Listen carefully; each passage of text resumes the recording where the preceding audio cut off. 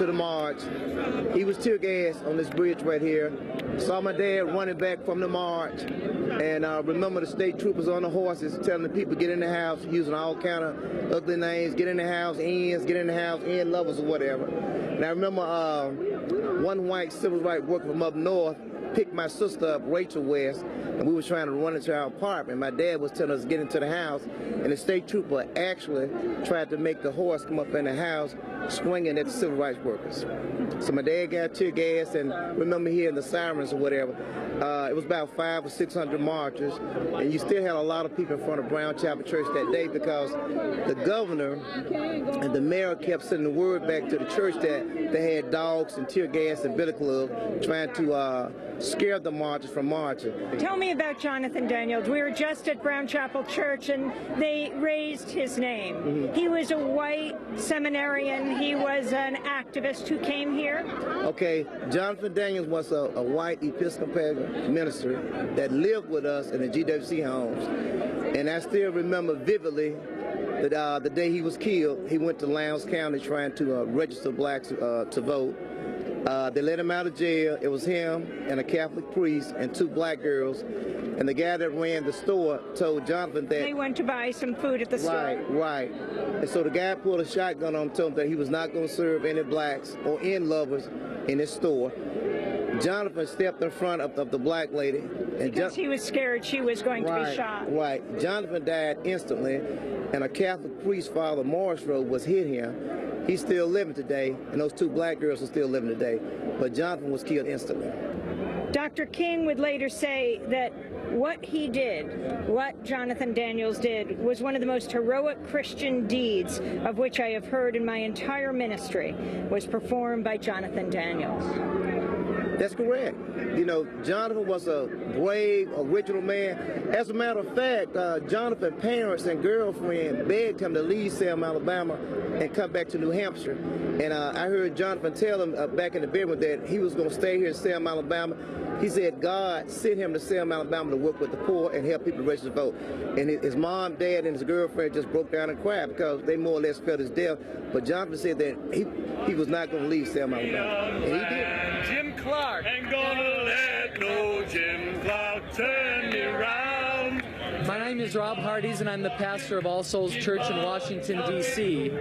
Our minister, James Reeb, was martyred in Selma 50 years ago this week. So we're here today to continue his march for voting rights. James Reeb marched with Dr. King on Turnaround Tuesday. 2 days after Bloody Sunday, Dr. King organized another march. And he marched people across the Edmund Pettus Bridge, and then they turned around at the end of the bridge. Later that night, James Reeb, the minister of our church, was coming out of a black diner, and he was bludgeoned to death by 3 Klansmen on the streets of Selma. He died 50 years ago for the right to vote, and today we're marching in his honor.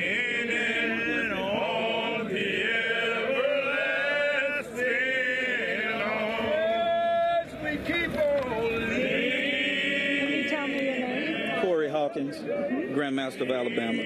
Jimmie Lee Jackson was a member of Goshen Lodge number 132. He was an Army veteran who had been trying to register to vote for quite some time, but was constantly being denied.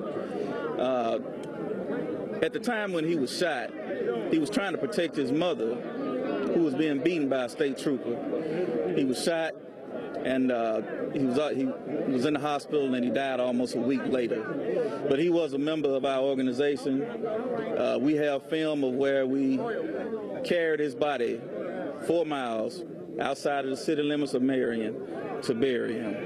And we just thank God that we know that he was a member, and we couldn't honor him any better way than what we've done today. So we're coming over the bridge right where the front lines were met by the Alabama State Troopers, the Edmund Pettus Bridge. Can you tell me your name? My name is Paola DeFlorio. And where are you from? And I'm from Los Angeles, California. And I see you holding a sign that says... It says Be Brave, hashtag Be Brave. It's a campaign that we're running between now and August 6th when the Voting Rights Act was passed. And we're raising awareness about what sacrifice was made to allow everybody to vote The sign says, "I am Viola." That's right. Can you talk about Home of the Brave? Home of the Brave is the story about Viola Liuzzo. She was a mother of 5, married to Jimmie Lee Jackson, left her family after she saw what happened here in Bloody Sunday, got up in a car, drove through 3 states to participate in the march after she heard Martin Luther King call everyone to come down and help out with the march, and she did that. And she was murdered by the Klan on Highway 80. She was volunteering and as a nurse, and also she gave her car to the cause, and she was shuttling people back and forth between Selma and Montgomery. And on the last day of the march, they were heading back to Selma, and she was gunned down by Klansmen and shot in the head, and she died. And the film follows her 5 children as they, decades later, try to put the pieces together of what happened to their mom. Tell me what the back of your T-shirt says. Empathy is the most revolutionary emotion, and it's a statement that Gloria Steinem said about Viola and about what she did here, and she's in the film Home of the Brave, which is being re-released. We're re-releasing it in 50 states for the 50th anniversary of this voting rights march, and I think that that's the key. Bottom line, Viola was not a political leader, not a spiritual leader. She was a regular person like me and you.